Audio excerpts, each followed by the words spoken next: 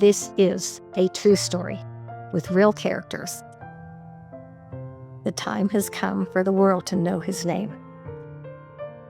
I'm Cindy Beale. I'm the great-granddaughter of Montague Sheffield Stevens. He's from England. He left everything behind to come to the wilds of New Mexico and became one of the founding fathers of the state. He had an incredibly interesting life, and my family and I have always wanted his legacy known. I am one of the last legacy keepers for him. I am not going to rest until we get his story out. Montague was a direct descendant of the Duke of Buckingham.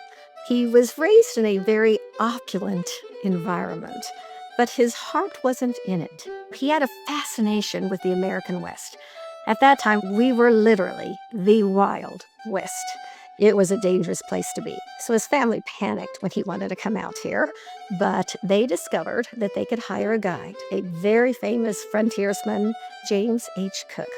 Montague fell in love with the landscape, the people, and of course, the hunting. He totally had made up his mind that no matter what he was going to have to do, that was the life he wanted to live. And his father told him, if you do that, you are disowned. So he completed his education at Cambridge, became a barrister, and he left for the wild frontier. He joined the cavalry on the hunt for Geronimo. When he got to New Mexico, he went to the southern part of the state. His mother had died when he was very young and left him an inheritance. So he started buying ranches. At one point, his ranch ended up being 80 miles long and 30 miles wide. He had 2,000 head of cattle. He said he was never afraid of anything until he became a cattle rancher.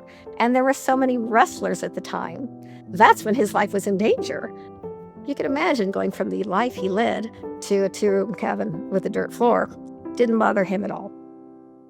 The bottom had fallen out of the cattle industry. He lost about half of his cattle. They froze to death. It was devastating. After they sold the cattle, they were invited to go goose hunting. They were in the deep brush, then something spooked his horse. The horse reared and took off, and one of the branches pulled the trigger, and it actually shot his arm off. That's a miracle in itself to survive that, but he did. And that shows something of the grit that he had.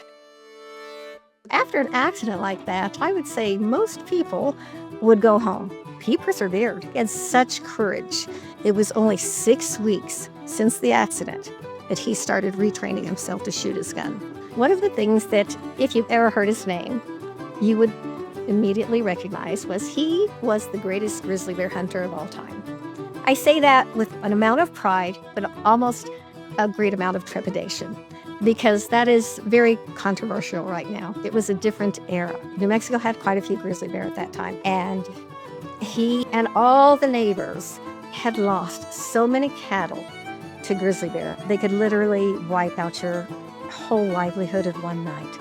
So because of his hunting prowess and his skills and his daring, they asked if he could try to hunt grizzly bear, which was almost impossible at that time. Can you imagine facing a charging grizzly bear with a pretty small gun and only one arm, knowing if you don't get them with the first shot, that you have no chance?